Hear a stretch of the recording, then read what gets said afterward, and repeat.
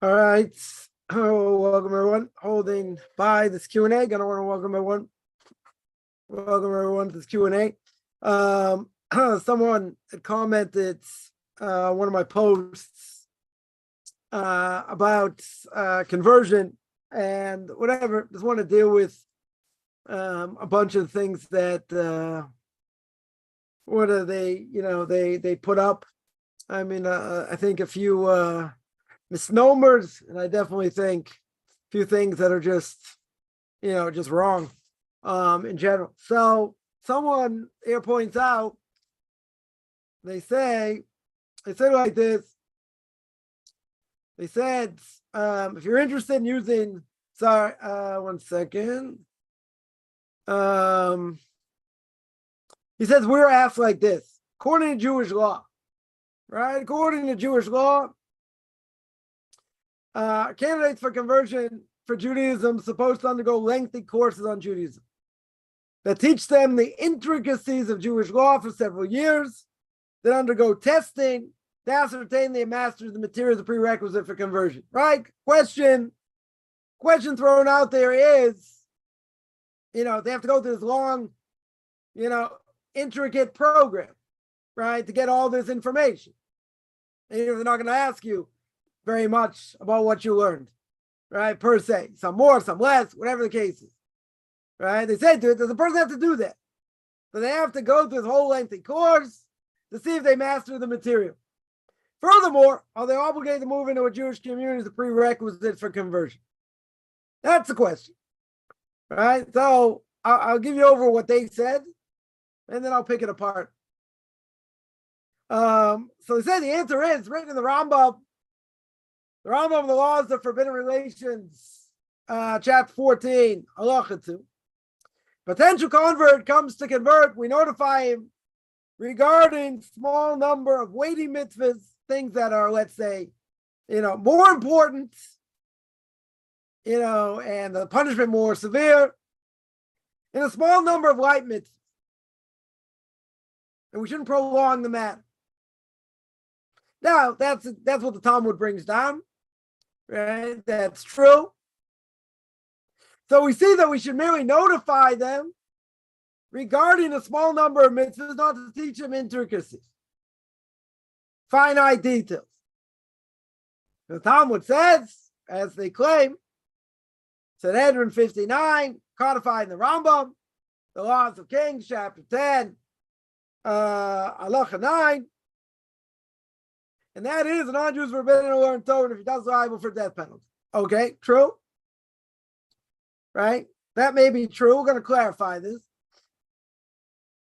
So, also, the Gemara in Shabbos 31a, we find the great sage Hillel, the elder, taught converts Torah only after he converted them, not before.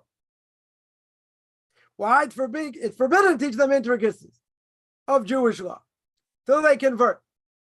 And when it teaches them in such a manner, it's causing them to sin. That's whatever. Right? We'll take it piece by piece. And it's written in the Holy Zohar. Right? According to Kabbalah, not allowed to teach a potential convert even one word or letter from the Torah till he's converted. And if you do, you're destroying the world, defrauding the name of God. And imagine the great Hillel, sages Hillel and Shammai, refused to teach famous convert Onkelos. Right? The author of the Targum, Aramaic translation of the Torah in one word, till he converted. Right? I guess I'll hit all the points, I'll go back. And then you have the great sage Rabbi Akiva Eger, in response to chapter 141, forbidden to teach Torah to potential converts, refuted the commentary of the Maharsha, one of the great commentaries also, that's permitted to do so. And of course, that's refuted by what the words of Zohar say. You can't teach them Torah. Right? You can't teach them Torah. And forbidden to prolong this process. We don't want to overly discourage and frighten them. Another point that the Rambam there says, if you accept that, we must convert him immediately. In other words, if he accepts everything, it says, I'll do whatever it says. you convert them immediately, you're not allowed to delay. The Rav Yosef Karo, the Beis Yosef, says the reason is you don't delay a mitzvah, you want to do it straight away. Right? And the Rambam says that we shouldn't be exacting on the converts, shouldn't give him a test, see how much he's memorized, blah, blah, blah. Right? The last 2 points here, we don't find anywhere in the Torah, Talmud, or Rambam, or the Shulchan Aruch, Code of Jewish Law, convert has to move to the Jewish community prior to conversion. Right? Jews are allowed to live anywhere in the world they wishes. Right? The Rambam says, except from Egypt. And of course, includes converts. You have to treat them as full-fledged Jews. Mentions that many times in the Torah. Also, if you don't, you're the potential convert, you're stopping them from studying Torah, robbing them of portion of the world to come. So he concludes by saying, we find according to Jewish law, it's forbidden to teach potential converts intricacies of Jewish law, forbidden throughout the conversion process for years, and not required to test them. Right? And again, contrast the tradition passed down from Mount Sinai, taught in the Torah, taught in the Talmud, the Rambam, and the Code of Jewish Law, the Shulchan Aruch. Right? That was quite a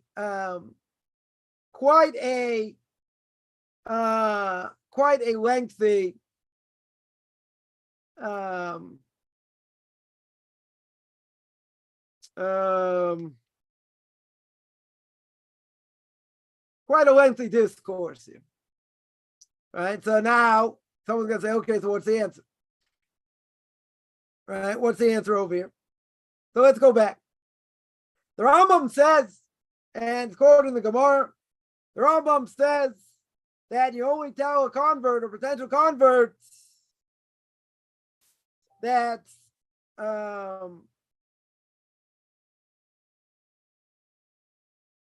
what do we tell him? We tell him a small number of weighty mitzvahs. Maybe tell him about the laws of Shabbos. Maybe you tell him about, don't murder, don't commit adultery, right? Things, death penalty. I mean, not necessarily murder, but, certainly adultery. And you tell him some of the light mitzvahs. And you may not prolong the matter. Right? In other words, you don't push him off and say, you got to learn this, you got to learn that. Who says you got to learn all the intricacies and the finite details? Okay, that's what the Gemara says. That's what the Rambam says. Same way that's what the Code of Jewish Law says. But I'll ask you a number of questions, and we'll go on to the next point. So let's say you teach a potential convert a few things. You teach them a few things. Doesn't a convert have to know the laws of Shabbos? Convert has to know the laws of Shabbos. You don't keep the laws of Shabbos properly, right? Could be death penalty if you do it on purpose, unless you repent. In other words, you desecrate Shabbos on purpose and repent. Torah says you don't. Same verse, it says you get death penalty if you don't keep it right. You get spiritually cut off. What the Torah says. The Torah says many times about the laws of Shabbos. Now, keeping the laws of Shabbos, Torah only mentions three categories. You're not allowed to carry. You're not allowed to cook. You're not allowed. What's the third one? Think of it in a second. You're not allowed to. You're not allowed to cook on Shabbos. You're not allowed to carry. You're not allowed to carry on Shabbos. I'll think of the third one in a second.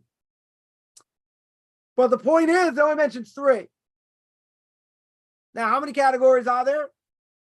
They may ask you this in a rabbinical court. How many forbidden categories are there? 39. Now, even though the Torah says three, When it says you're not allowed to cook on Shabbos, do I have any definition? Does it tell me how to do it? Doesn't tell me how to do it. So if you tell the person the stringency of Shabbos, and they say, yeah, I agree, I'll keep it. I'll do it. And they say all these things. You're going to keep this, keep that. Yeah, I'm going to keep it all. And you convert them without them knowing anything how to keep it. That makes no sense. Makes no sense. You have to understand why the Gemara says what it says and why the Rambam and the Code of Jewish Law, bring it down verbatim. But if you don't teach them the laws of Shabbos, they're going to desecrate the laws of Shabbos. Right? And the Gemara also says, why you didn't quote this? Why does the convert get punished? Maybe pretty severely after conversion. After they convert. Why do they have difficulties? They have difficulties before, they have difficulties after. Why should they have such difficulties after? Because they don't keep what they're supposed to keep.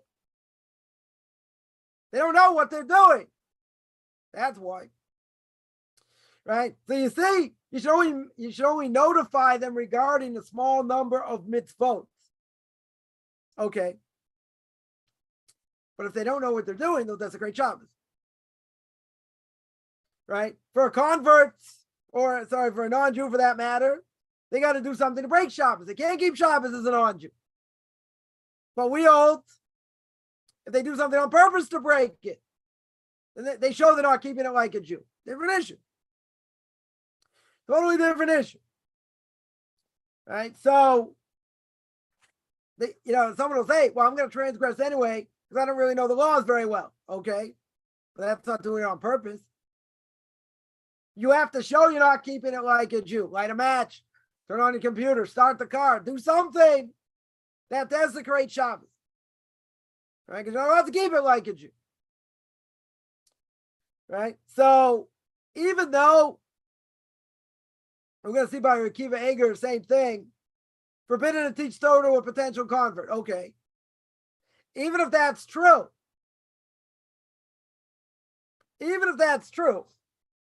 right? Let me see if I find it here. Even if it's true, well, guess what? How's he going to know what to do?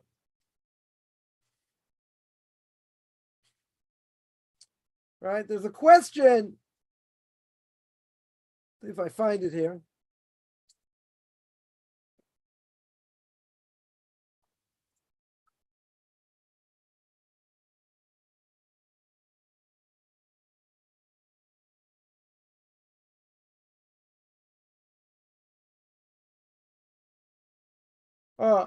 There's a question of teaching Torah to a non-Jew.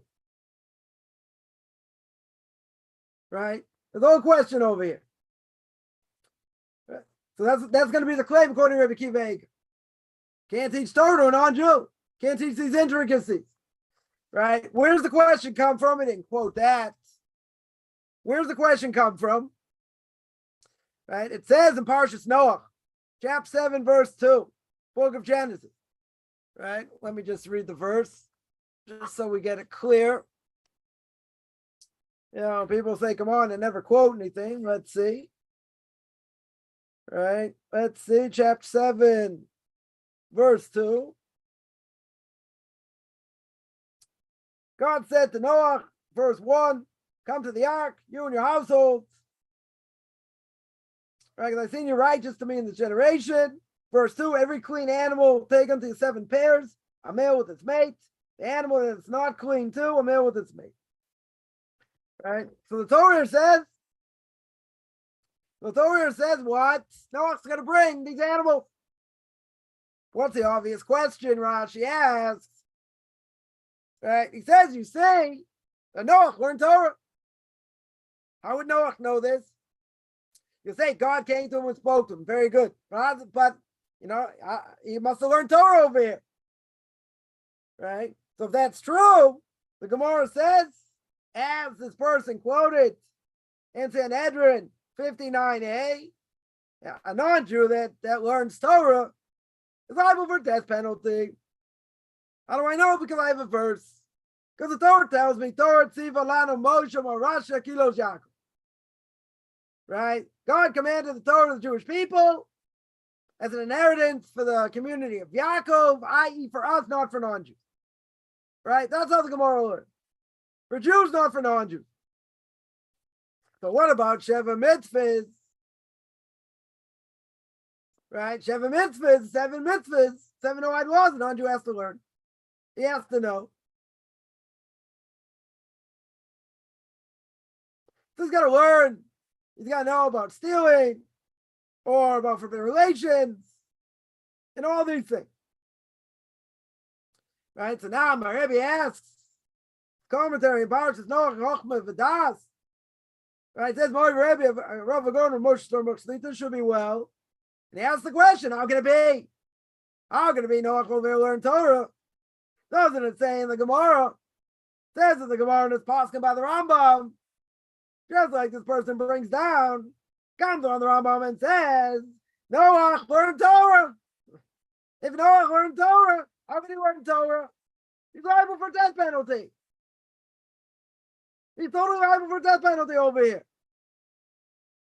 So how can it be? Right? That's the question. You're not allowed to teach him the intricacies of Torah. That's going to be forbidden because that's what the Gemara says. That's what the Rambam says. Right? And Noach learned Torah. How can it be? How can Noach learn Torah? He's liable for death penalty.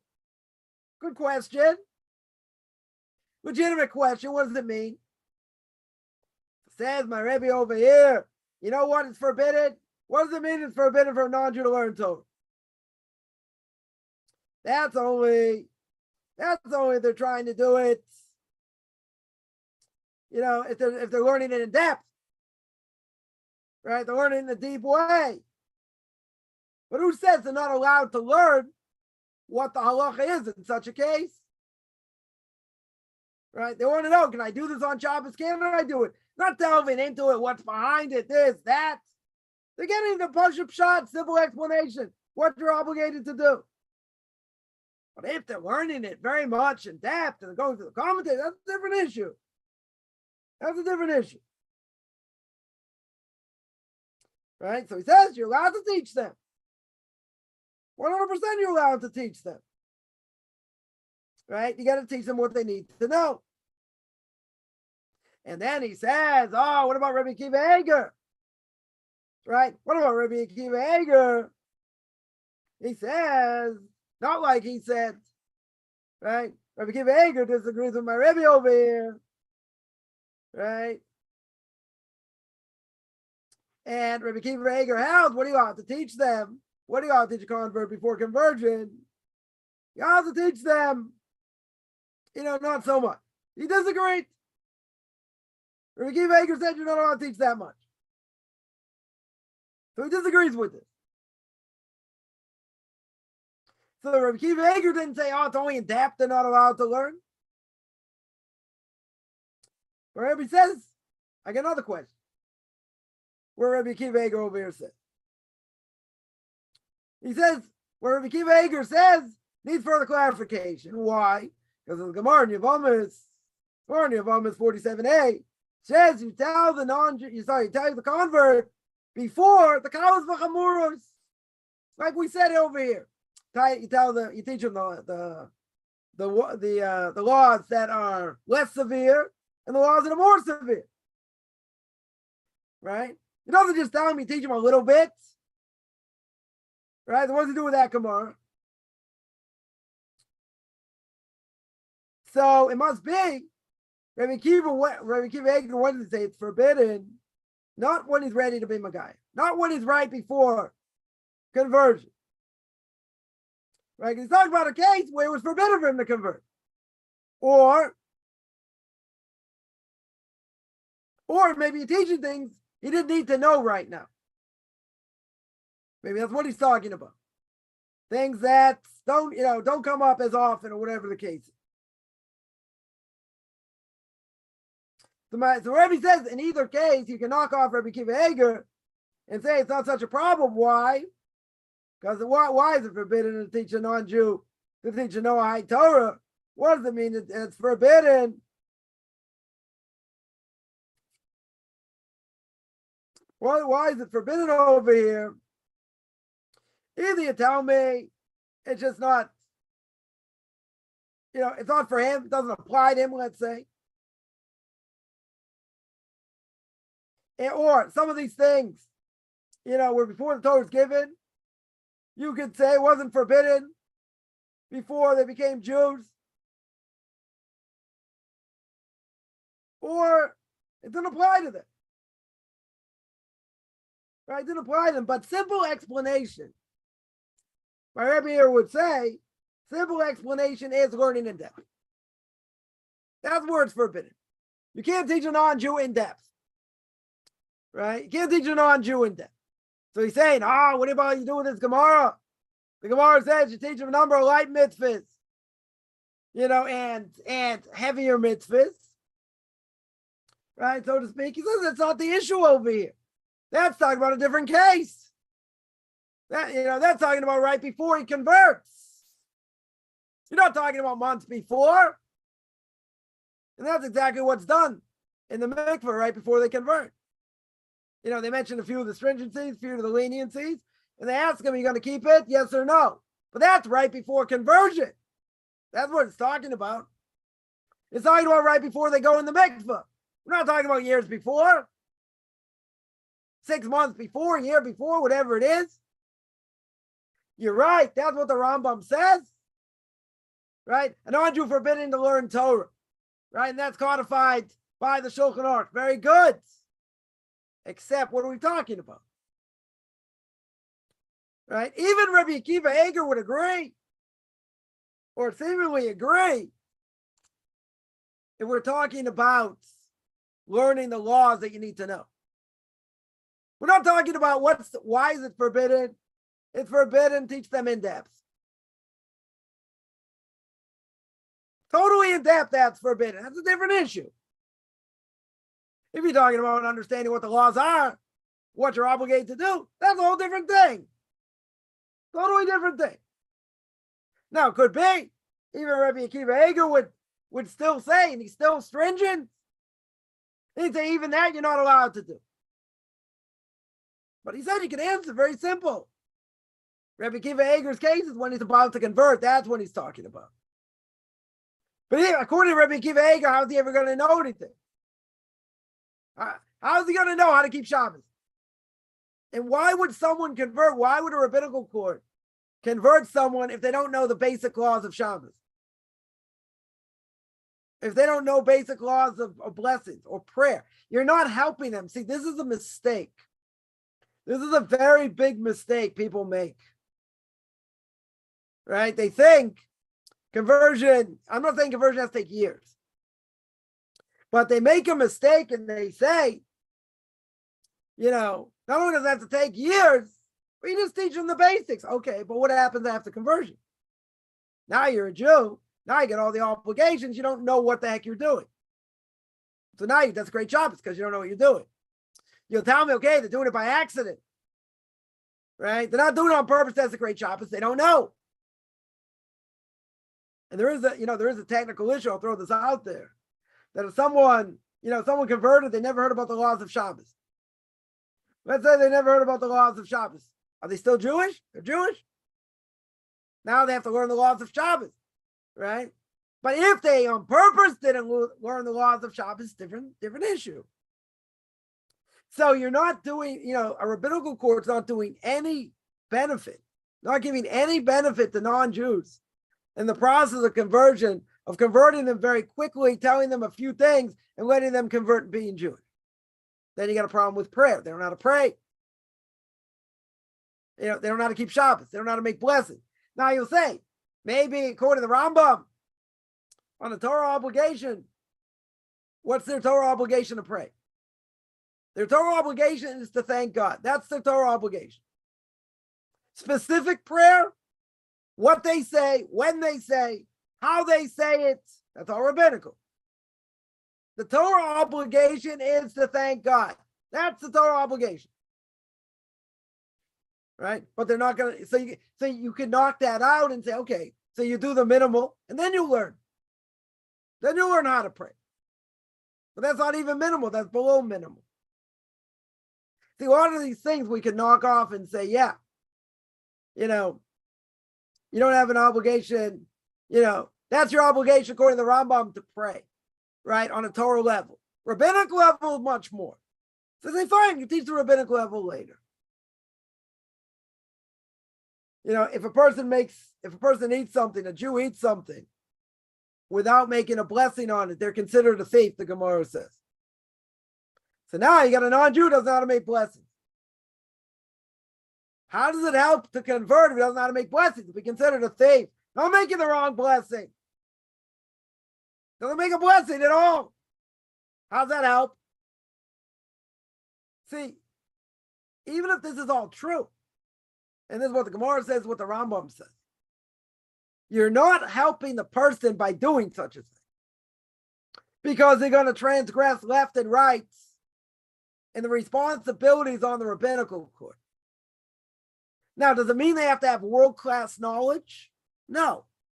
They have to have the basics: how to make blessings, how to keep Shabbos, how to pray, how to keep kosher. Kashrus laws are very complex. Very easy to mess things up. So why would you not teach about the laws of kashrus where they can mess everything up and transgress the Torah prohibition of mixing milk and meat? There's no benefit to do such a thing. Right? So the answer is right. Even Rabbi Akiva Eger would agree that when do we tell them a small number of weighty mitzvahs, small number of light mitzvahs, right before they convert? Teaching them the laws themselves of what they have to keep is not, is not transgressing over here. Could be, even according to Rabbi Akiva Eger, maybe he may say that. Right? But my Rebbe answered. He's talking about right before they go to the mikveh, not before. Right? It could be as what the Rambam means also, and what the Gemara means. You have to warn them. They have to be aware. But how could you just teach them a few things? They go to the mikveh, they have no idea what they're doing. That doesn't make logical sense. You're setting up the person for failure. Total failure. They're not going to know what to do. They're going to transgress Torah prohibitions, transgress rabbinic prohibitions. And the rabbinical court gets all these transgressions if they don't, if they they make someone a convert that's not fitting to be a convert. They get all the transgressions. So it doesn't help them. Right? Also, the Gemara 31a, Shabbos 31a, Hillel taught them only after he converted them. Yeah, that has to be understood. Shammai wouldn't teach them. Right? They asked, teach me Torah on 1 foot. I want to convert on 1 foot. So Hillel says, yeah, teach them, a little bit here, a little bit there, convert them. Right? So you're going to say, well, that's what Hillel did. So again, that has to be understood in the context. There is a technical issue. There's another Gemara that says, what if they didn't know about the laws of Shabbos? They're still a Jew.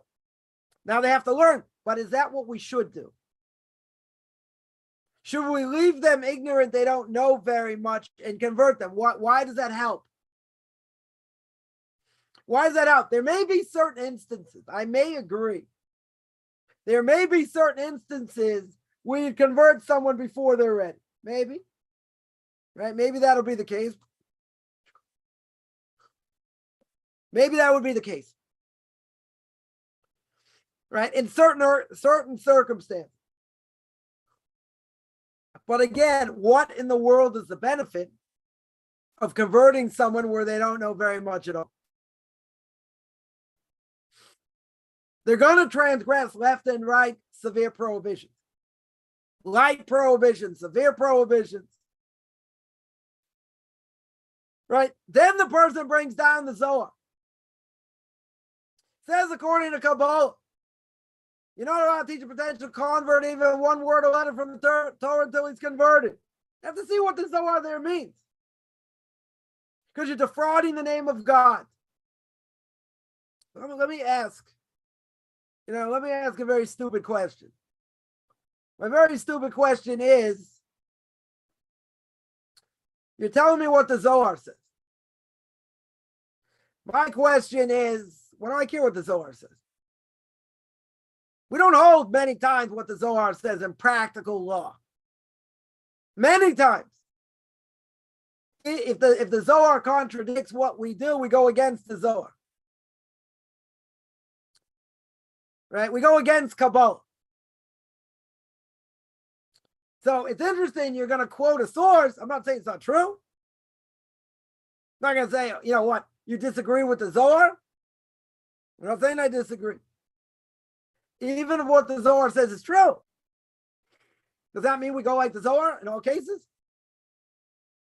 You know, this person brought 2 Gemaras, I brought a 3rd Gemara, plus Rabbi Kiva Eger, now you're quoting me the Zohar. We don't hold by the Zohar when it comes to Jewish law. There are certain things we do according to Kabbalah, true? Friday night when we cut the challah, we cut the bottom challah first. Before the top challah. And that's the challah we cut after we make the blessing. Shabbos day, and by the 3rd meal, you cut the top challah first. Why do you cut the bottom challah first? Friday night. So Shulchan Aruch says it's Kabbalah. There are very few things, probably count on one hand, that within Judaism today, we do according to Kabbalah. There aren't so many. So now you're going to quote, wow, the Kabbalah says that also. Okay. Very good. Even the Kabbalah says it. Who's holding by Kabbalah? You know, you want to tell someone certain Kabbalistic things to scare them? Okay. And what level of hell are you going to be in if you desecrate Shabbos? Okay. I'm not denying what it says. And if it scares people and it stops them from desecrating Shabbos, very good. Right? But you know what? That doesn't matter. Not keeping Shabbos is a severe prohibition. Severe prohibition. If you tell someone they can't repent and they're going to stay in the 7th level of Ganem, 5th level of Ganem, 4th level of Ganem, whatever it is, that doesn't help anyone. Someone will tell me, you know, it inspires people, they're going to become religious because of it. Okay. So to me, it doesn't matter what Kabbalah says. Why? Because we're not holding by Kabbalah. You want to use it as a scare tactic? Okay. There are people who take it to heart. I get it. You know, that I get. But most things in Kabbalah, anyway, we don't hold according to. So you want to tell me 95%, you know, of what a person does is holding by Kabbalah, so fine. Then you can quote me all the Kabbalah you want. Right? So they're just using Kabbalah over here to say, isn't that what the Talmud says? And then Rabbi Kiva Eger says, you're not allowed to teach them until they convert. This is going further. This is going further. Right? But many times we don't know what Kabbalah says. I'm not saying it's not true. Right? Very well, it could be true. Not arguing that. Question is, does it apply over here? You know, you can't pick and choose and quote Kabbalah and say, see, it backs us up. We don't hold by Kabbalah anyway. In 99% of things we do. So what are you quoting for? And then there was another thing. Brought down Rabbi Kiva Eger. We answered Rabbi Kiva Eger. Now, the last 2 things is that according to the Rambam, if this potential convert accepts the stringencies with the leniencies, you convert him immediately. It's forbidden to delay. Again, what's that case talking about? It's talking about when they're right before the mikveh. Now, I've been to conversions a number of times, and that's what they ask right before the mikveh, right before they go in. You take the stringencies with the leniencies, you'll do this, you'll do that, you do the other thing. Yes. And then they go in. So you're not allowed to, you're right. At that point, you're not allowed to delay. I'm going to ask a $3 million question. My $3 million question, because I have to answer, my $3 million question is, this person doesn't know diddly squat about Shabbos. He doesn't know anything, about Shabbos or about many other, or kashrus. Could come across severe prohibitions. How is that permissible to teach him afterwards? Doesn't make any sense. Because he's going to make mistakes. Because they never learned it. Or they learned the very, very, very basics. How in the world does that help? How can a rabbinical court worth its weight in gold do such a thing? Can't do it. Right? That's shirking responsibility. That you're not allowed to do. So the person said, look what the Rambam said. You're not exacting on the convert. This is right before they convert. If they're ready to convert, you don't convert them. Yeah, then you transgress. I get it. Right?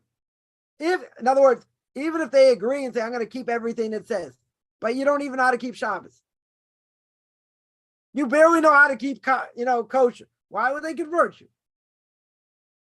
Oh, but that's what the Rambam says. And if you delay it, you're right. If they're ready to convert, they know enough. Again, it doesn't have to be world-class knowledge. But if they know enough, you convert them. If you convert them when they're not ready, again, how does that help them? The Gemara also that they didn't quote was saying that converts get tossed around and have all kinds of problems because they didn't learn enough before they converted. And they make serious mistakes after conversion. That's why. Oh, that he didn't quote. That he didn't quote. Right? Now, one other thing, and this comes up a lot. And that is, you don't find anywhere in the Torah, the Gemara, the Rambam, go to Jewish law, convert has to move to a Jewish community prior to conversion. Right? That's true. That is true. And then they quote the Rambam saying the laws of kings.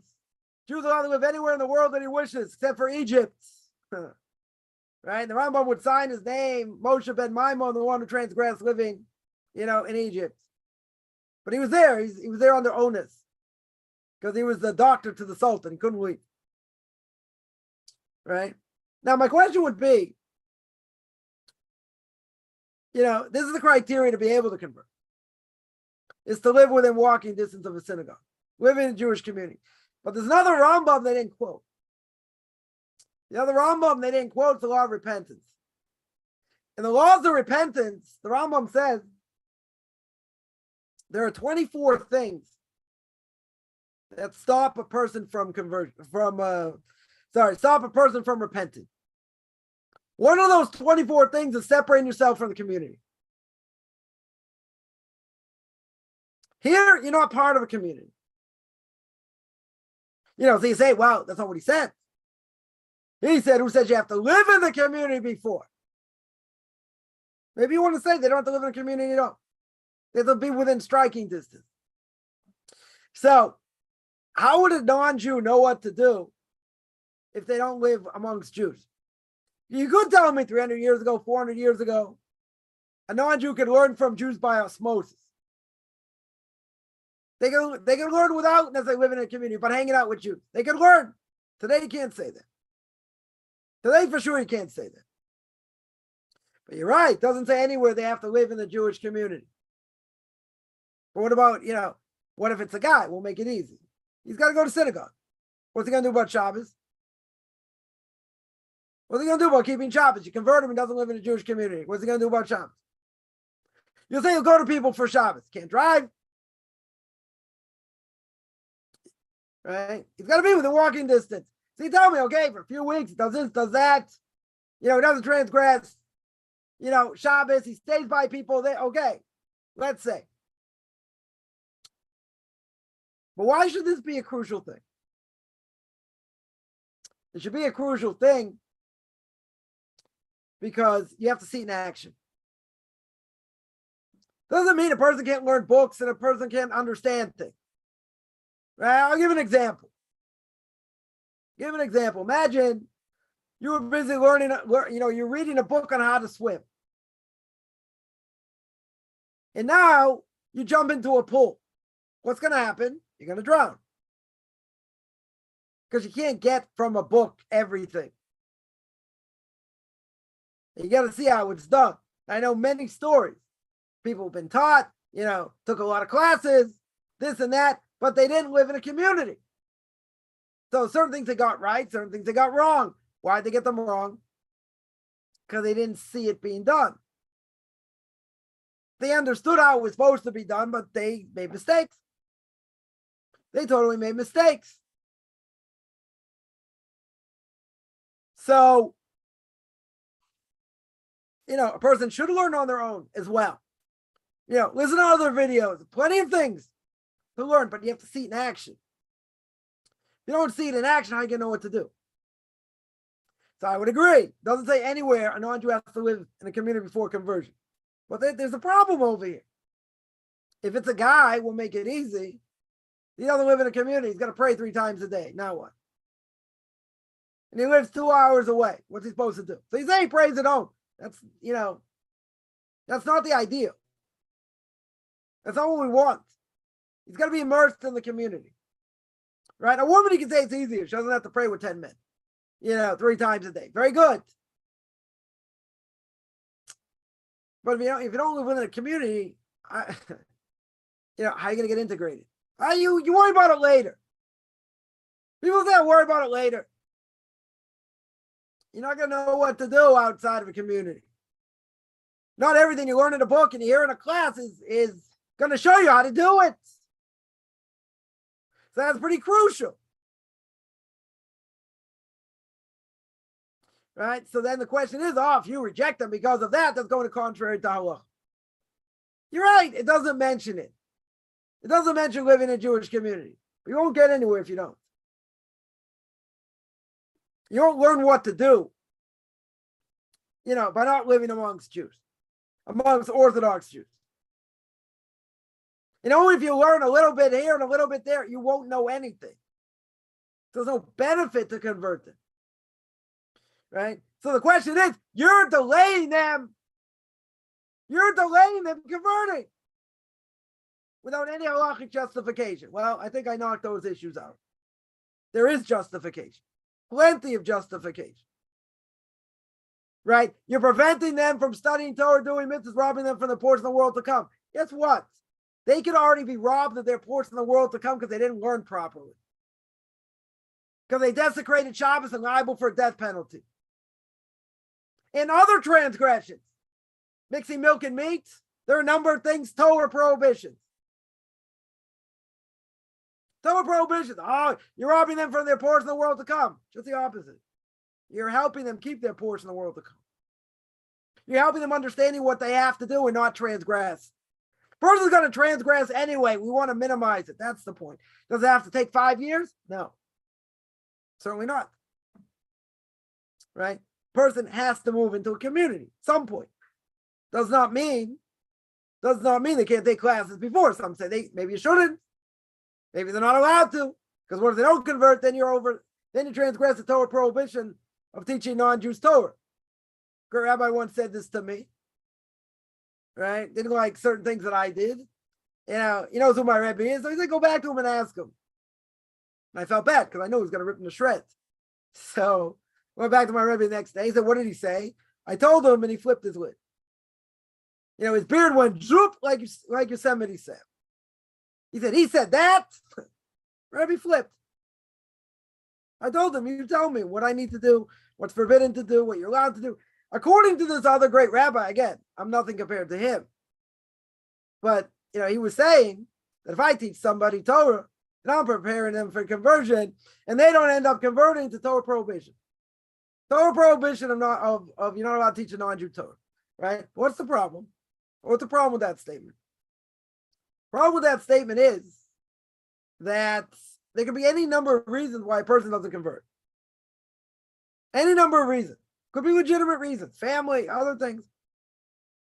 But if they're serious and let's say they get accepted by a rabbinical court, they go in front of a rabbinical court says, okay, You're a legitimate candidate. Very good. Okay. And what happens if they don't convert? What happens if they flake out? Which a lot of people do for different reasons. Not the topic for now, but for different reasons.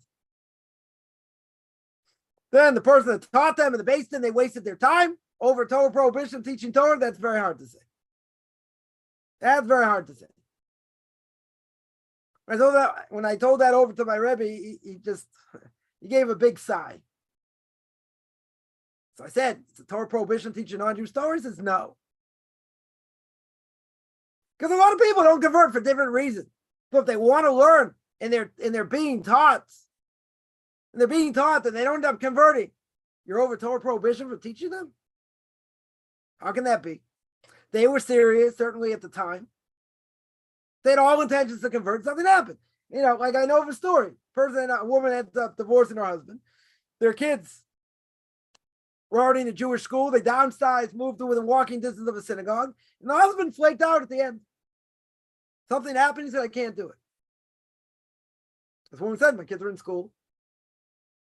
This is the direction, we downsized. I'm going through with it. Right? They didn't seem to have many other issues. But she said, I can't turn back. What am I going to go back to? What are my kids going to do? Right? So what happened? They ended up getting divorced. But this person was there the whole time. This person, went through, learned this, that, and at the end, couldn't do it. As we would say, couldn't pull the trigger. Couldn't do it. So now, whoever taught them, meaning me and others, they're over Torah prohibition, teaching this person Torah. Very hard to say. Very, very hard to say. There are a lot of reasons people, flake out, and they don't end up converting. But teaching them the laws that they need to know, that's going to be a Torah prohibition over here. Very, very hard to say. So I told him I'll go back to my Rebbe. I'll tell you what he said. I didn't even bother. I didn't bother calling him up and tell him what he said. I went to my Rebbe the next day, and he went ballistic. He said, that's what he said. So I sat with him afterwards. And I said, tell me, am I allowed to do this? Am I allowed to do that? Should I do the other thing? It's a different issue. But you're over Torah prohibition teaching someone Torah after the fact because they flake out. Why is that your problem? You took them on understanding they were the real deal or wanted to be the real deal. And for whatever reason, they ended up converting. Right? Had nothing to do with you. Had nothing to do with Torah mitzvah. It could be any number of reasons. But you're going to tell me all those months or whatever, taking classes and this and that, you're over Torah prohibition for teaching? That's hard to say. Very, very hard to say. Right? So how, the Code of Jewish Law says they don't have to live in a Jewish community. Okay? So how are they going to learn? Right? One of the criteria to show that a person is serious is that they have to live within walking distance of a synagogue. Now, you tell me, what if they can't move right now? Okay. They have to move at some point. They have to move at some point because they don't live amongst Jews. It shows they're not serious. Right? What's the person going to come back to me with? What are they going to say? But it doesn't say anywhere. Nobody brings it down. What's one of the 24 things stops the person from repentance? Can't live in your own island. You're not going to know what to do unless you see other people doing it. So what do? They're not going to take you seriously. Now, it doesn't matter why you can't move. It's irrelevant why. Job-wise, houses aren't worth as much, moving to a Jewish community. There's many things. Beis Din wants to see you're serious. You want to live amongst Jews. Because they're going to say you're not serious. They'll ask you, where do you live? Say, I live in Sioux City. Said Sioux City is beautiful. There any Jews there? You go, no, but a lot of water buffalo. Great. The Beis is going to say next. Not going to take them seriously. They might be there because they're stuck there. Okay. Doesn't necessarily mean they're not serious. Doesn't mean they shouldn't be helped. But a rabbinical court's not going to convert them if they live in the middle of nowhere normally. Because it doesn't show they're serious. Doesn't matter if it doesn't say anywhere in the Torah or the Talmud or any rabbinic law. It doesn't matter if it doesn't say that. How are you going to know what to do if you don't live amongst Jews? The person's going to say, well, you're being too hard with them, right? I understand the whole point here. You got to make it easier for them. Why don't they make it easier for them? Converts giving Jews a bad name throughout the millennium. Why should we make it easier? Why should we teach them a little bit so they can transgress severe prohibitions because they don't know what they're doing? Why is that a benefit to them? Now I got to make it easy. Got to leave my mind open till my brain's fall on the floor. Because you got to be over a Torah prohibition. You're delaying them. You're delaying them. You can't do that. They're not allowed to delay them, the Rambam says. Yeah, if they're ready to convert. And if they're right before the mikveh, and they say, I'm going to do whatever it takes, and I'll keep whatever it says, then you convert them, if they're ready. Right? They're ready to convert, that's when you convert them. But by teaching them, that's delaying them? I get it. If they're learning for 5 years, or more, and they live within walking distance of a synagogue, and they are ready to convert, they don't convert them, okay, that's on the rabbinical court. I'm not saying that's right, depends what the circumstances are. What if someone is mentally challenged? You convert them, make it so easy for them, they don't know what they're doing. Right? That might be a totally different issue. But you're not helping them over here. What you're doing is you're making them more problems, worse problems. Because in God's eyes, they're not ready to convert. And now, technically, they're Jewish. So now they're going to transgress all these things. You just destroyed them. You didn't, you're not helping them over here. You're saying you got to make it easier. We're making it much more difficult. I would agree if people are being too stringent, etc. But they're not being too stringent. They're being cautious. They want to make sure they're going to keep what they need to keep. That's a different issue. That's not, that's not delaying it because they're not ready. So even if they live within a, walking distance of a synagogue, they don't know enough about Shabbos or other things. How can you convert them? So we explain what the Talmud means, what the Rambam means, what Rabbi Kiva Eger means over here. We explain that. Right? That's not our prohibition. We don't want to make it easier. We shouldn't make it easy. A person wants it easy, go convert Reform. Go convert conservative. Read a few books, you're done. Commitment, you don't have to commit that much. Keep kosher? No. Keep Shabbos? No. What do you have to commit to? You read a few books, you're done. So good. So you want to be a Reformed Jew, conservative Jew, very easy. Doesn't mean anything. But, it's very easy. Right? And I've had people complain, they're going to make it easier. I said, okay, so what do you take away? What shouldn't we do? How much easier should we make it? We're not looking for people to join. That's the whole point. Does it have to be so hard? No. But you have to have a certain level of knowledge. Because if you don't have a certain level of knowledge, you transgress Torah prohibitions left and right. Torah prohibitions, rabbinic prohibitions, you don't know. Right? That's my answer. Someone asks, okay, a lot of questions here. Someone asks, what's an example of teaching too in depth?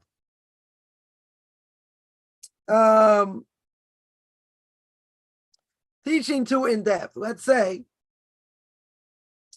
you teach person would teach, let's say, where the law comes from. Law comes from a verse in the Torah. Very good.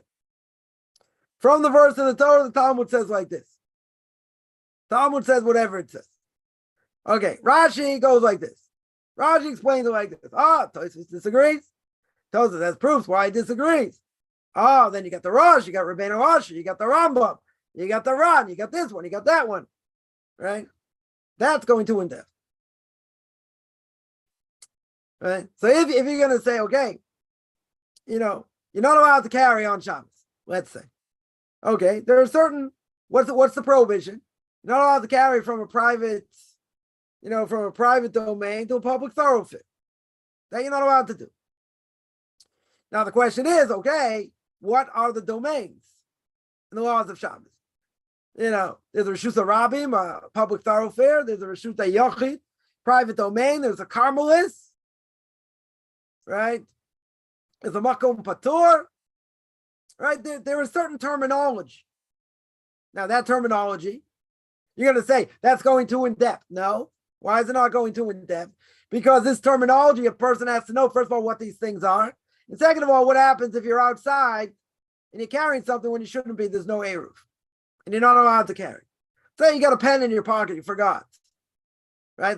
So if you're walking, the question is, what do I do now? Am I allowed to keep walking? Do I stop? If I stop, it's like I put it on the ground, right? Your foot's on the ground. And what right next to you, let's say, Murphy's Law. What happens right next to you, Murphy-Stein's Law? What's next to you? A tree trunk. What's a tree trunk? What's a tree trunk? It's a makom patur. Let's say I take my pen, I place it down there, and I have to leave it till after Shabbos. So that makom patur means I'm exempt if I did that. I'm not liable. But you have to know. You have to know where you can put it, where you can't put it. That's not going in depth. That's giving you the base for what you're doing. Right? Person walks outside, there's no wave in the winter, let's say.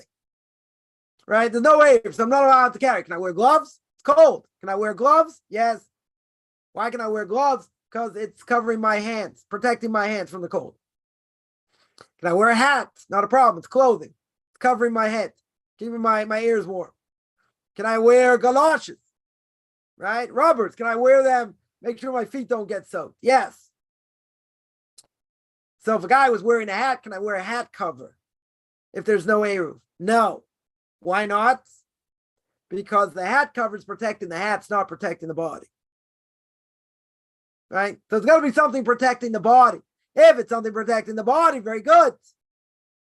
Then I'm allowed to wear. If it's too sunny out, can I wear sunglasses? Protect my eyes? Yes.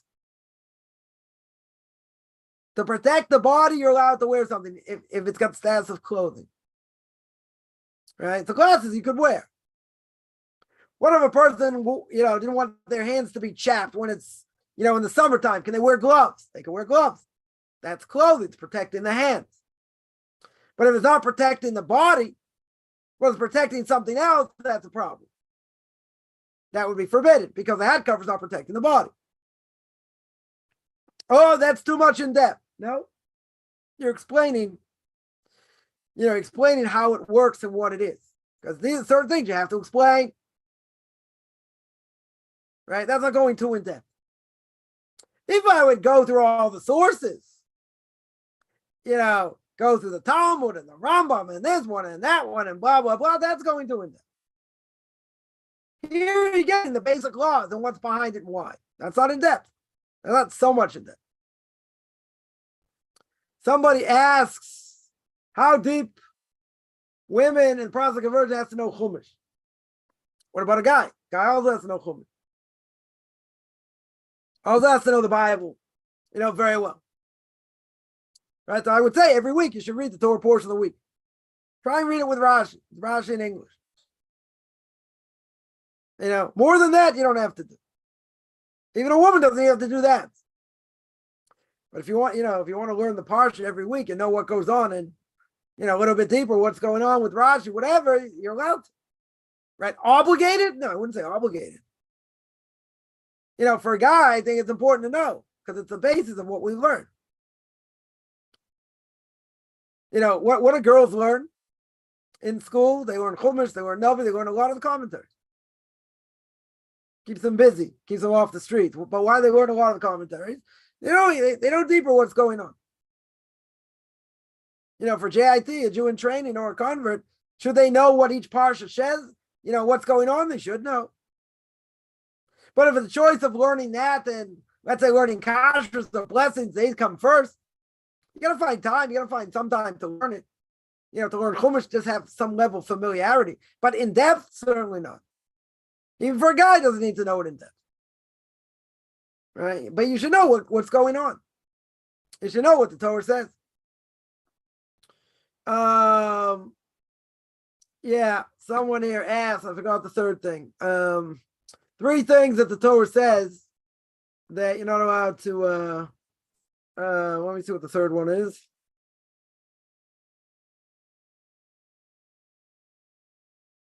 You're not allowed to cook. You're not allowed to carry. What's the third one?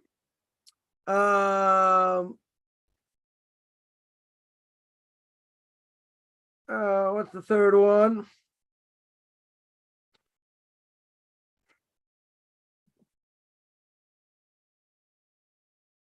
Good question. Let me see.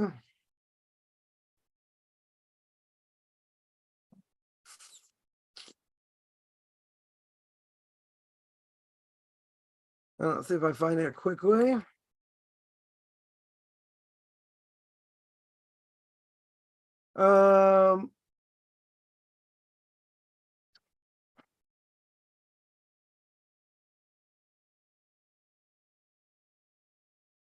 One second. Cooking, carrying,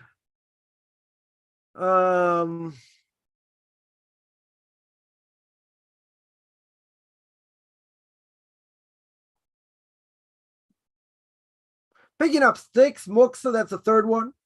That's not the one I was thinking of. Let me just see it 1 second.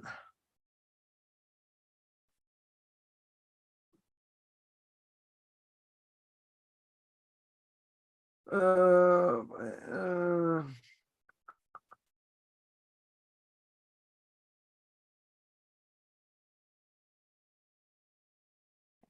I have to look into it more. Carrying, cooking.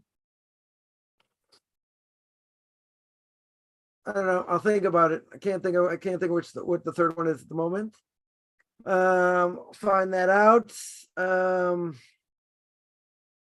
There any printed? Someone asked, are there any printed translated Chumash or Torah?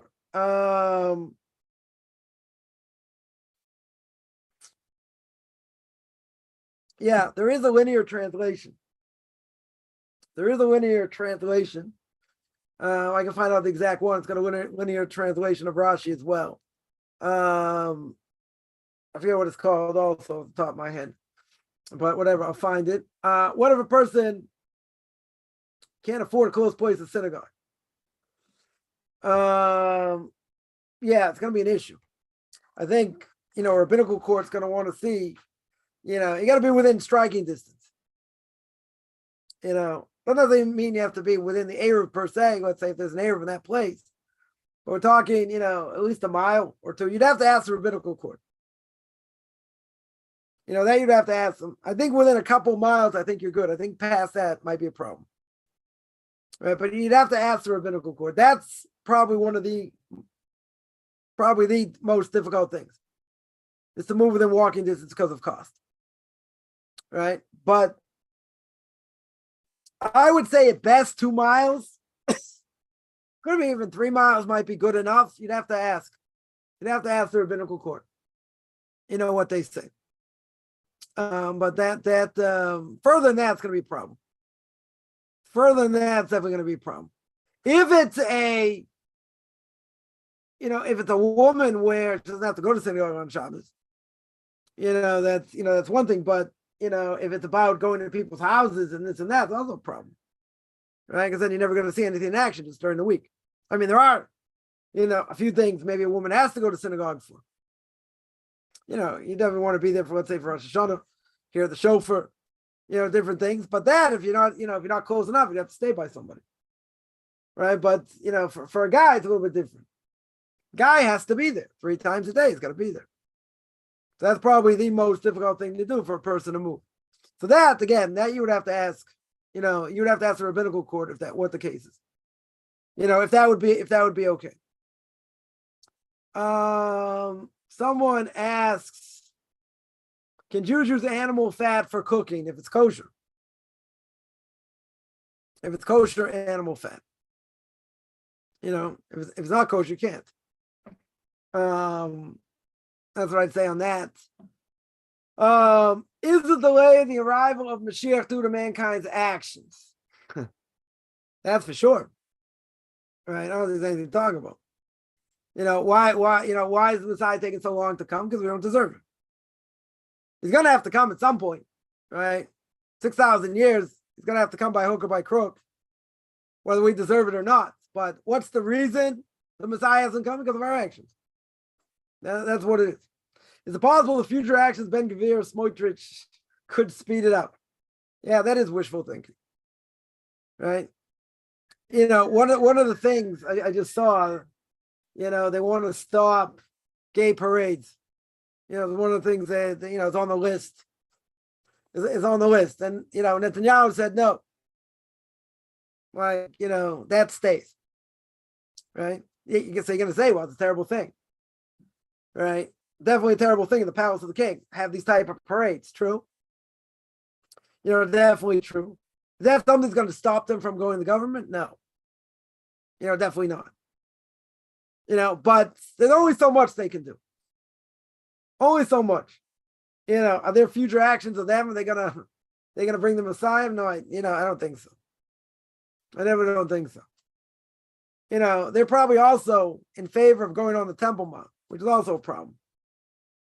It's also, forbidden. Most ultra-Orthodox rabbis hold it's forbidden. I think they're going to push ahead a certain agenda, and help the yeshivas and help, things for the army, and exemptions, maybe other things, right? But they're going to speed up the coming of the Messiah. I said, yeah, that's wishful thinking. Who is Cain's wife? Cain's wife, they were Cain and Abel, who they married to twins. They're twin sisters. The twin sisters, their own sister, they're allowed to marry. They're allowed to marry. That they're allowed to marry.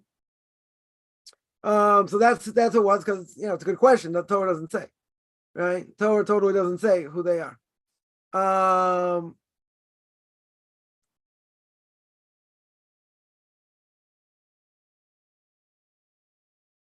Cain himself seemed to be he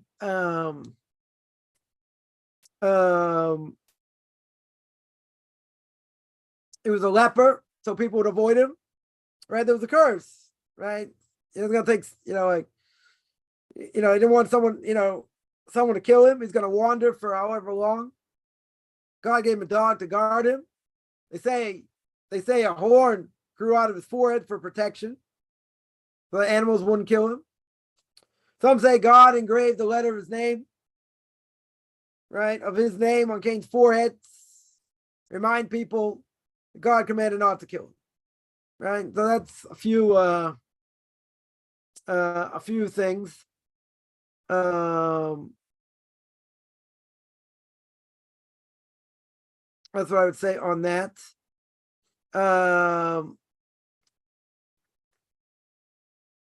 The answer getting 56 being 56, 7a reliable. What's that talking about? It's talking about destruction of the temple. I'll just say certain things mentioned there when it talks about destruction of the temple. I think if that's what you mean, that there are things there that we'll say is an exaggeration. Right? In other words, how many people died or whatever the case is, doesn't mean it was that number. Right? Some say it was 4 million people died, 40 million, 400 million. Right? It's hard to imagine the number being that high because there weren't so many people in the world at that time. Just saying that there were a lot of people. A lot of people were killed. Someone asked, I'd use contraceptives. Yeah, that is permissible in general. I go to a synagogue, and how should they act for the first visit? You contact the rabbi there. Ask them if they can come. Right? Because the rabbi's going to say, well, why don't you want to convert? If you say you're a process of conversion, it's one thing. You say, no, I just want to stay as a Noahide and I want to, see what goes on. You have to ask him. Right? You have to ask him. I don't think they want so many non-Jews coming, but, you have to ask them. You have to ask the rabbi before you come.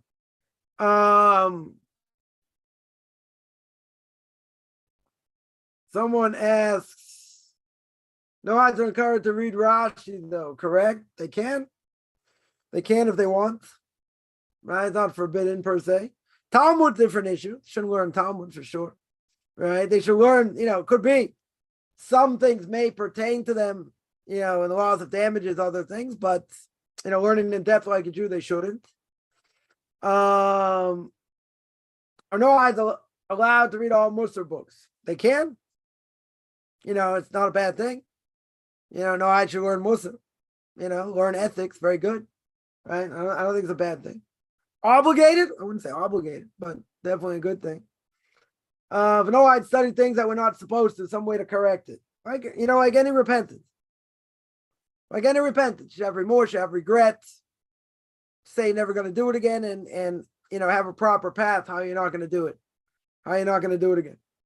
Someone asked, are there Torah audiobooks? Oh, good question. Torah audiobooks. Not that I know of. I mean, a lot of, Torah MP3s. There are a lot of, Torah videos. I mean, audiobooks, not that I'm aware. Not that I'm aware. Again, a lot of tapes. I don't, tapes, no one has tapes anymore, but make them into MP3s. But audiobooks, not that I'm aware.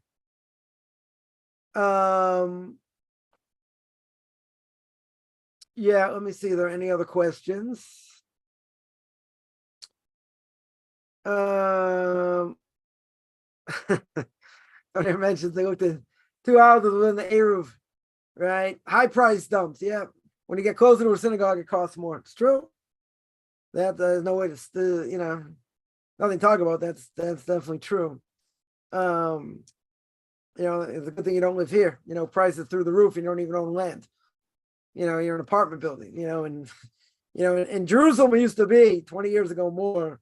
It used to cost $50,000 a room. It's probably triple the price now, at least. Right. So here you could have people are selling, I don't know, let's say, 2-bedroom apartments for like $350,000, $400,000. For you're not getting any land for it. But I mean, prices are going through the roof. And it's supply and demand. It's not like I was here, I heard someone speak about it earlier that plenty of places people live in Israel, plenty of places, that are empty, right? But they're not navigating, they're not allowing people to go to the land, to take the land or whatever, because it's owned by the government. So they're not making it available. So it's like supply and demand, and the price has gone through the roof, even though technically we're living in quote unquote a war zone. Prices have not, you would think after a while, the price are gonna, they're gonna go down eventually. They haven't. Just the opposite. It was like, it's supply and demand, basically. That's what it is. So if there's more, if there's more demand than supply, well, guess what? Prices are going to go up. Even if places are a dump. That's what it is. There's certain places where it's just off limits to buy. I know in Boston, for instance, you want to live near, walking to the synagogue is more than $1 million more. To buy a place. That's crazy. I mean, I don't, Boston's not the only place. I know other places like that also. Someone told me Vancouver is like that. Right? It's just cost prohibitive. You gotta go further out. There's no, who can afford that kind, something like that. But again, it's supply and demand. Supply and demand. But the closer you get to a synagogue, the more it's gonna cost. That's just the reality. Someone asks, is it okay to eat eggs and meat? Yeah, we don't have an issue with it. We don't have an issue with it. Sephardic people, I mean, not all of them, but some of them put an egg in cholent. Put a hard-boiled egg in cholent. So what's also in cholent is meat. So yeah, that would be okay. Yeah, any other questions? Let me see.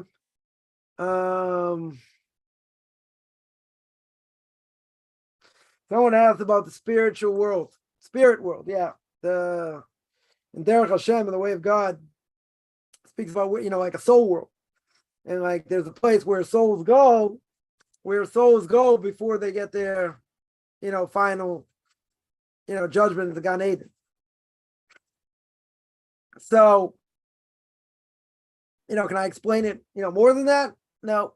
It's a place where souls go, and if they merit this portion of the world to come, and they're basking in God's glory, learning Torah, whatever that means. It's a it's called the soul world, right? It's a soul world that's where souls that what's the word? If they've done what they need to do in this world, they have a portion of the world to go. That's where they go. Before they get to Olam Haba, before they get to that spiritual world after. Some say it's after resurrection of the dead. Some say it's before. Whatever it is, but they're waiting there. They're waiting there. More than that, I can't really tell you. A mushroom is considered kosher. Yeah, they are definitely considered kosher. Some of them obviously shouldn't eat. Maybe they're poisonous, right? But they definitely they're a fungus. Definitely a fungus. But you're allowed to eat them. They just need to be checked for bugs. But otherwise be allowed to eat them.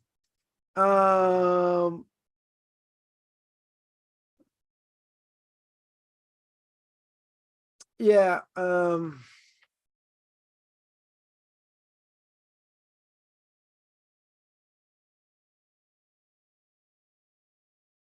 One second. Let me see here.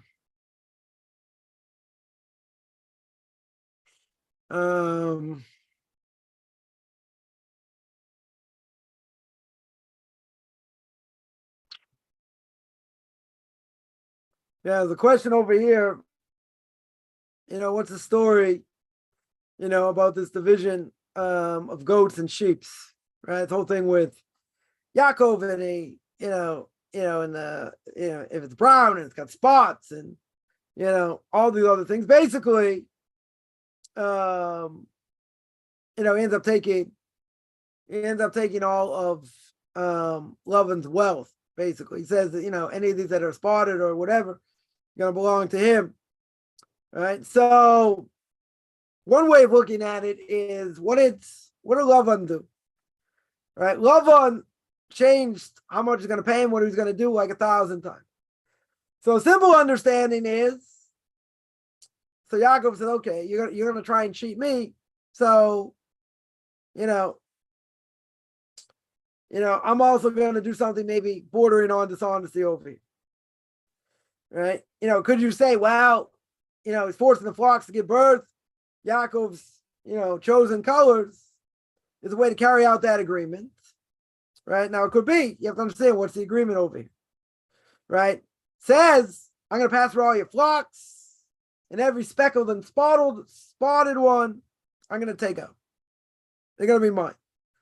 So many understand Yaakov was saying, I'm going to take these animals, I'm going to go elsewhere, right? In other words, you lied to me about how much you're going to pay me and all this and all that. So all these animals that are going to be spotted, they're going to belong to me. They're going to belong to me. Right? So Yaakov says, okay, if that's the agreement, so let's do it. So then Lavan would fulfill his agreement when he takes these animals out. Just so happens, if all the animals are like that, he took everything from them. Right? Definitely took everything from him. So that's one possible explanation. The Ramban seems to say that they're supposed to remove from the flock, as we said, to give them why? Because that's what Yaakov's getting paid for. And that Yaakov says, I'm not going to work for you anymore. That's going to be my payment. Right? So instead of being really a slave to him, he says we're a partner. So he wanted ownership from that point on. So the flocks were divided. Right? And he agreed to tend to all the sheep and and all that. And he agreed. Lavan agreed over here. Right? But then what happened? He got everything. Right? He said we got everything, and that was his right. That 100% was his right, and he used, his slyness, so to speak, to get what he needed. Right? So, it's no greater lie giving to a wicked person who tries to acquire everything through deceit. In other words, he owed him to it. Right? He totally owed it to him. So he just took it in a little bit of an underhanded manner. But you know what? When it comes, and this is a whole big discussion we're not going to get into, but when it comes to cheating someone who's evil, you're allowed to. Right? So, you're allowed to cheat them out of what they cheat other people out of, let's say. Because, hey, two wrongs don't make a right. Okay. Well, certain things you're allowed to do. That you'll be allowed to do. So therefore, he got what he deserved. even though seemingly does it in an seemingly in an underhanded way. But guess what? When you deal with somebody like that, that's what you do. That's what you got to do. So that wasn't, Torah doesn't look bad upon that.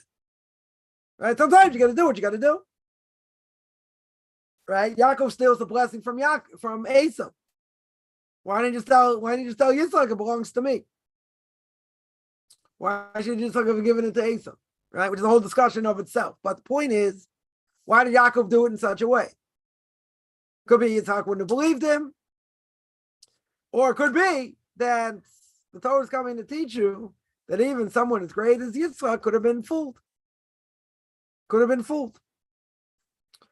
sometimes when you deal with an evil person, you can deal with them in the way they deal with others in order to get what you need.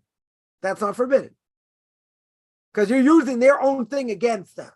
But the problem with Yaakov is he represents absolute truth, right? Kind of a problem. Because, if you look at what the verses say, because the Torah says, that Yitzhak says, you're my firstborn. And he says, I am. And if you look at the grammar in the Torah, it says, I am, comma, Esav is your firstborn. Did he lie? Didn't lie. He said Esav is his firstborn. It's true. But if you look at it without grammar, it looks like he's lying. Right? So, it's how you look at it. With the grammar itself, you don't have an issue. You'll say it still doesn't look good if he represents absolute truth, but you know what? When you deal with someone evil, you don't need absolute truth. You don't have to be a fool over here. Try and do things squeaky clean. Because the odds are stacked against you, and you're going to lose if you do it that way. So what do? So use their own thing against them. That's what Yaakov did. But he told Lavan, he said, I'm not your hired hand anymore. We're like partners. So whatever turns this way, it's going to be mine. That's going to be payment. And he agreed. So what happened? He took it. He took what belonged to him. Now you're going to say, but he didn't do it in an honest way. Okay. Doesn't have to. Because look at who he's dealing with. He's dealing with somebody that it's a thief. How do you deal with a thief? How do you deal with someone who does things totally against the law and all that? You deal with them the way they need to be dealt with. Right? That's the problem. There's, but he represents absolute truth. You do what you need to do. Right? And if let's say an evil person has a Torah scroll, a kosher Torah scroll, you can do whatever you take and practically steal it out of their house. Because they're going to abuse it. You can say, how are you allowed to do that? The person's evil. He's gonna abuse it. So you do whatever it takes. You're allowed to do that. You'd be allowed, commentaries say, you'd be allowed somebody like that, force them out of business. Because of what they do. You can make them penniless. Permitted? Totally permitted. Maybe you say if you get caught, okay, different issues, law of the land, okay, we're not going to go there, but technically speaking, they deserve it. You can say, is that a lack of emunah? Isn't God going to take care of business? But you can do underhanded things for different reasons. I'm not giving a blanket permissibility. Yeah, you can do whatever you want. It depends. Depends what it is. But you see, Yaakov, who represented truth, did certain things underhandedly, right, to get the blessing that he deserved from his evil brother, and the fact that he got his wages that he wasn't going to pay him. So he did it in an underhanded manner. Right, but that's the question. How can he do it if it represents absolute truth? So that's okay, though, in such a case. And that's one of the things he told Rachel before he got married. She said, my father's the big trickster and this and that. He's like, don't worry. I beat out my brother. I'll beat out him. And he lost. She gave her sister the signs. And he ended up marrying Leah, and he got tricked. Right? But, you're allowed to guard yourself against somebody like that. You're allowed to do other things. Because they're evil. You're allowed to do things in an underhanded manner. Okay? Right? But you got to ask if he represents absolute truth. He shouldn't be able to do that either. Okay? Yeah. What's the best way to clean broccoli? I wouldn't even bother. If it's frozen, it's one thing. There's certain companies, frozen broccoli, they have a certain way of checking it. I wouldn't even bother. There are ways to do it. I think there are ways to do raw broccoli. I'll make a note. send it to you. You know how it's done. I wouldn't do it though. They're known to be totally infested. Broccoli, certainly if it's raw. Figs, lettuce. You got to check. You got to check one by one. Make sure there are no bugs. There's certain things, that cauliflower, same thing, totally infested. Strawberries, totally infested. Some people say there are ways to check it. Again, certain things that are totally infested, I wouldn't even bother. Right? Unless you buy it from a company that's, they have a certain way of checking and what they do. Okay, but raw broccoli, wouldn't touch. Packaged figs, same thing. No difference. What about fig Newtons if they were kosher? So, okay, they're already pressed. Does that mean there are not any bugs in it? They're probably, probably not whole anyway, even if there would be. You can't see them. But, in any case, if you're using it for the jam, it'd be one thing. If you're eating them raw, that'd be a different issue. Any other questions?